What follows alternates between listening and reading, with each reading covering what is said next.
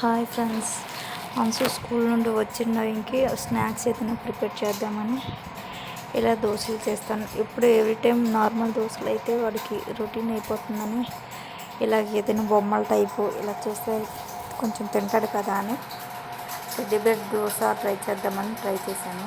ఎప్పుడు ఇలానే చేస్తుంటా టెడ్డీ బేర్ దోశ. వాళ్ళకి బొమ్మలుగా చేస్తే వాళ్ళకి ఇష్టం ఉంటుంది కదా చిన్నపిల్లలకి. ఇంకా క్యారెట్స్ ఏం లేవు, ఇలాగ ఐస్లా పెట్టుకుంటే బాగుంటుంది కొంచెం. నెక్స్ట్ ఏబిసిడీలు, ఇంకా నెక్స్ట్ స్టార్స్, ఫ్లవర్స్ ఇలాంటివి దోశలు చేసిస్తే పిల్లలు ఇష్టంగా తింటారు.